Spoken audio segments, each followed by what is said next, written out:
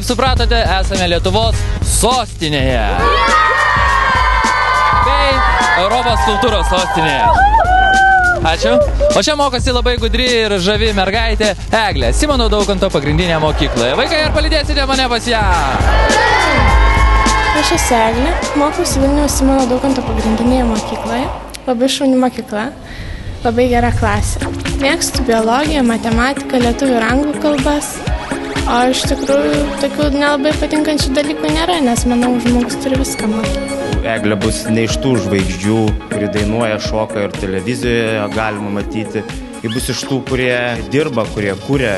Manau, tai bus mokslininkė. Darai visokius rankdarbius iš karoliukų. Tai yra karolius, auskarus. Ką darai? Darau būtent mažus drugelius arba pakabukus. Ką fotografuoji?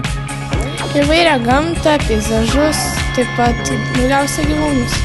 Keinai. Protinga, drąsi, principinga, visada siekia savo tikslo. Aš norėčiau, kad Eglė tikrai ką nors daug pasiektų ir jeigu, pavyzdžiui, jinai taptų Lietuvos prezidente ateityje, tai aš labai džiaugčiausi. Jeigu tapčiau prezidente, manau, stiprinčiau Lietuvos ekonomiką, stengčiausi padėti vargingai gyvenančiam šeimoms. Eglė, ar yra žmonių, į kuriuos norėtum lygiuotis? Žinoma, yra, tai būtų Vytautas Landsbergis, Maironis, taip pat Darius ir Girėnas. Kodėl? Jie, manau, daug padarė Lietuvos labai, labai mylėjo savo tėvynę. Myli savo tėvynę? Taip. Esi patriotė? Taip. Noriu palinkėti jai drąsos ir tegul ji šypsosi visada taip, kaip šypsosi dabar. Sėkmės, Eglė, ir nepasiduok, kokį gal. Vieną gudrę merginą sostinėje aplankėme, Lietuvos sostinėje, o dabar dumėme į Žemaitijos sostinę Telšius pas kitą gudrę merginą.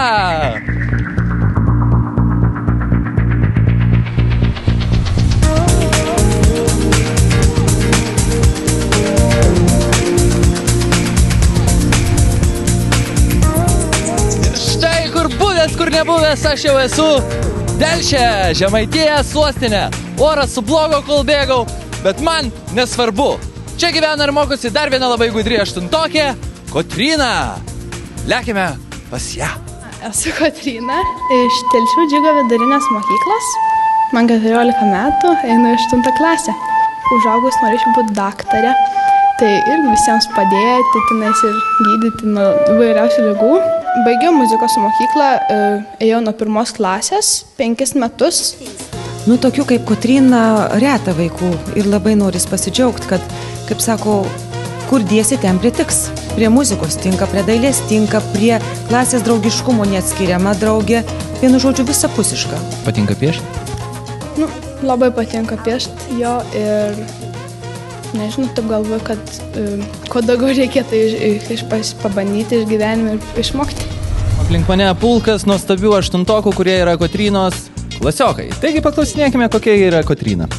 Kotryna yra atkakli, užsispyrusi, visada siekia savo tikslą, niekada nenuleidžia rankų ir gera draugė.